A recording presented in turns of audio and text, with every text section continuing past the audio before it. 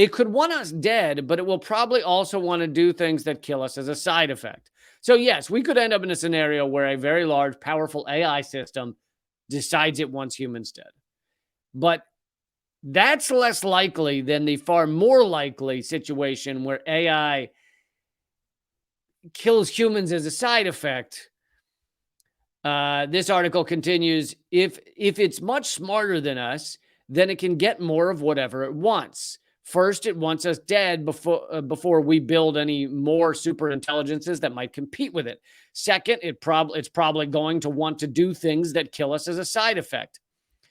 Now, this gets into a really important part that I think people don't understand or don't think about.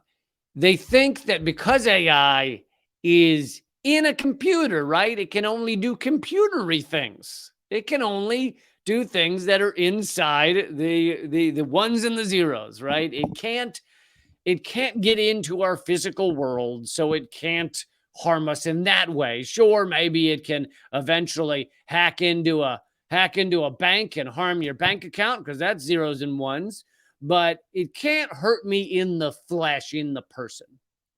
Well, first of all, I wasn't even going to get into the side of it, but they could totally wreck your life without ever touching you. Like if you destroy someone's bank account, you're able to get them fired. AI, if it wanted to, could get you fired in like a second, dude. It could doctor up a couple of photos, email those to your boss, and game over. You showing your winky at a Santa Claus line of children. Oh man, that is job no more. So, and you know, how far away from really good Photoshop being indecipherable? About a week. No, I think we're already there. So it could get you fired, no problem. So it gets you fired. It causes you to lose your wife. You lose your courts, take your kids. You lose your bank account. Your electric car won't start anymore. Like it could destroy your fucking life if it wanted to. But besides that aspect of it, can it do things in the physical world? Well, this really kind of, I don't know. I was blown away that A, that this test had already been done, and B, that an AI model did this. Actually got humans to do what it wanted to do when it couldn't do that thing. Could AI get physical agency?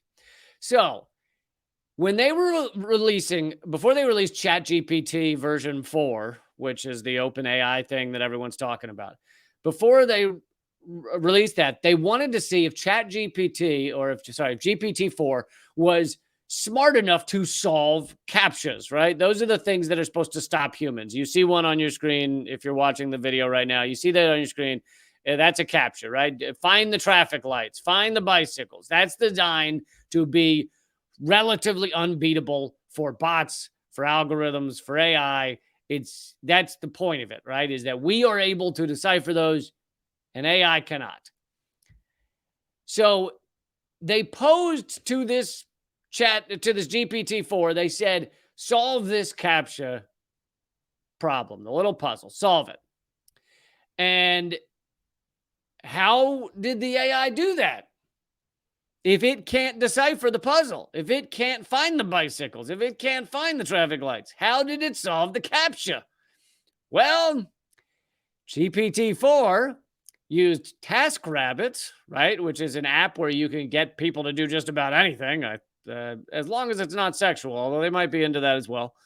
TaskRabbit, you just get on the app, you say, hey, fellow human, I would like you to do A, B, or C. Can you carry these bikes down these stairs for me? Whatever it is. Can you fix this? Can you do that? Can you put together IKEA furniture? Whatever it is.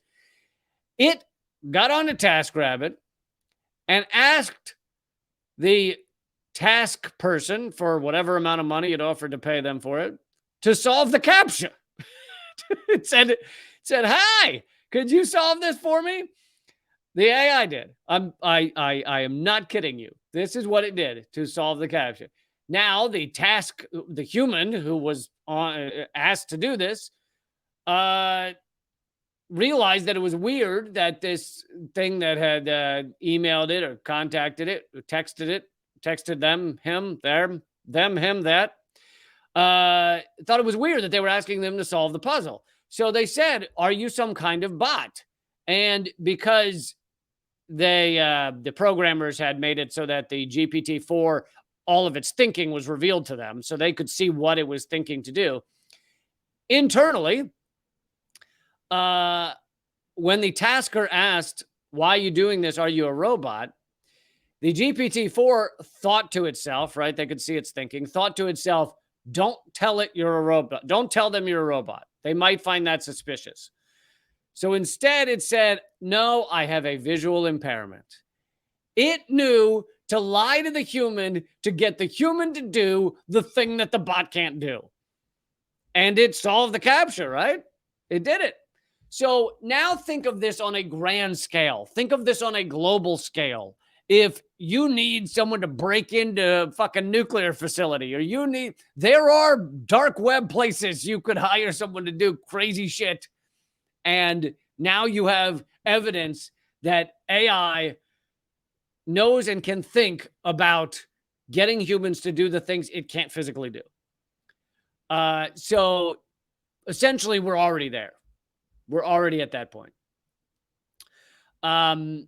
The article continues, if it can solve certain biological challenges, it could build itself a tiny molecular laboratory and manufacture and release lethal bacteria.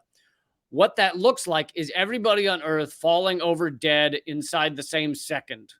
Because if you give the humans warning, if you kill some of them before others, maybe somebody panics and launches nuclear weapons, which was not what the AI would want. So instead, it could unleash lethal bacteria globally.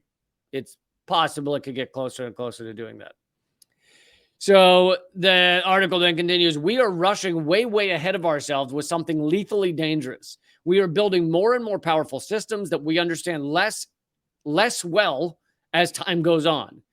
So we're making these powerful systems, and the problem is we're not even thinking about a lot of the ways that these could spiral out of control. We're just putting them out there and seeing what happens.